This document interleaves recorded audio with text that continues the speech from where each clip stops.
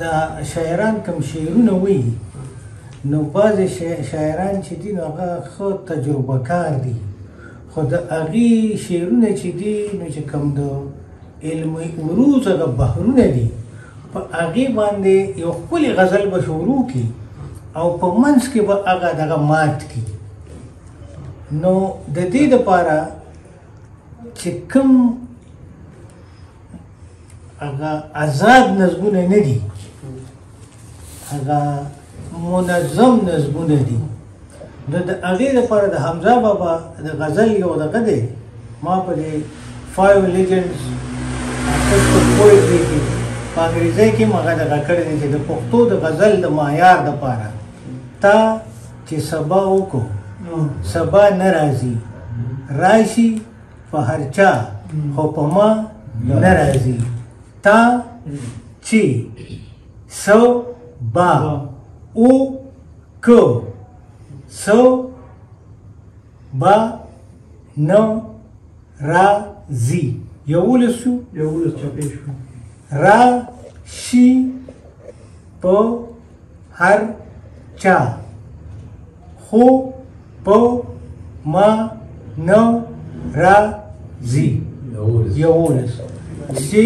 که ته د 9 چپو شعر لیکي، که ته د 6 چپو لیکي، پکار دي چې دا چپې برابر وي. چې دا برابر نه وي نو دغه شعر بلکل د شاعرۍ هغه بنیاد غرق کړي. که آزاد نظم ورته وایې نو آزاد خپلې قیدي، خو چې کوم پابند نظم تاسو وایې غزل وایې نو لکه زه بعضې ملګرو ته ګورم ډېر ښکلې غزل شروع کړي او ډېر معیاري، خو یو ځای کې پکې یو جمله او دغه کمی پکې بعضې وخت کې د دې وجې هم راځي. کول یو بهر دی، کول دوه دي، کول دوه دي، ویل نو دا هم هغه فرق دغه کوي. نو بعضې وخت کې سړی د ویل په ځای ویلو لیکي نو هغه د ویل یو بهر چې دی نو هغه د ویل 2 بهره شي، نو ستا هغه غزل د هغه ترتیب نه وباسي. نو هر کله چې شعرونه لیکې غزل لیکې خاص کار نو دکه بحرونو ته ګورئ نو هغه ښایسته غزل به هم نه خرابېږي. یو شعر 2 پکې بعضې وخت کې د ملګري دغه ولیکي نو هغه زما سم د اړه لري یو ګزار راکړي یاره دلته دغه شو بېلارې شو. نو شعر ته دکې بنیاد باندې ګورئ چې هر 2 دغه چې مصرې د هغې خپلو کې دا بحرونه برابري نو هغه غزل معیاري او د علم عروض په بنیاد باندې پوره ګڼلی شي. ډېره مننه. سر تاسو چې څنګه ویل او د ویل خبره وکړله، نو ویل چې دی ویلو دا په پښتو کې ټکي نه دی، دا ویل دی که نه؟ نو چې د ویل په ځای ویل استعمال شي نو دا به ډېره ښه وي. خو بعضې وخت کې ویل چې دي نو دا عام استعمال کې شته. نو دا خو لهجوي فرق دی ډاکټر صاحب. کوم او کوم نو دا هم یو ټکی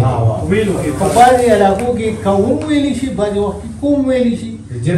ما ویلي ما ویلي دي که نه؟ نو دا دواړه استعمالېږي او علاقایي استعمالېږي. نو بعضې وخت دا ټکي ستا به مجبوري شي په یو شعر کې، ته به بل هغه ورسره چې کوم ملګری هغه به نه شي ویلی، خرابولی نو توازن یې خرابېږي، بهر یې خرابېږي. دا قافیه چې ده نو دا خو ضرور نه ده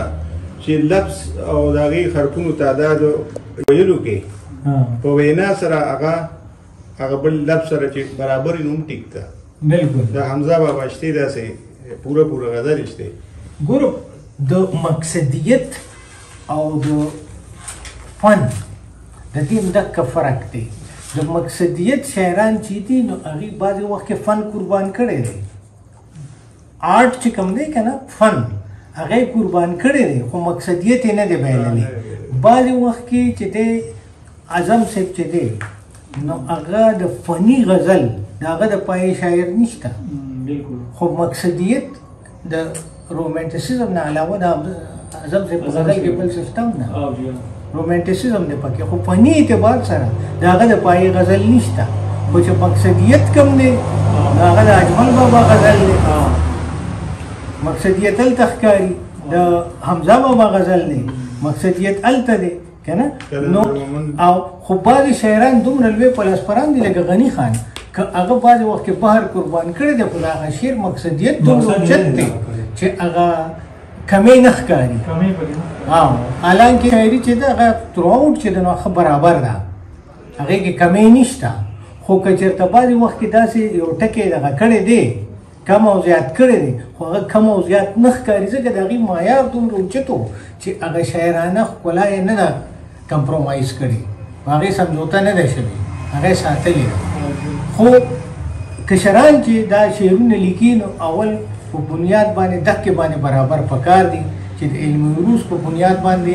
د سیلابونه ورته وایي څوک ورته چپې وایي که په دغې برابري نو هغه معیار یې اوچت شي خیال ډېر اوچتي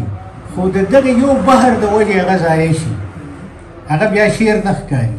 ډېره مننه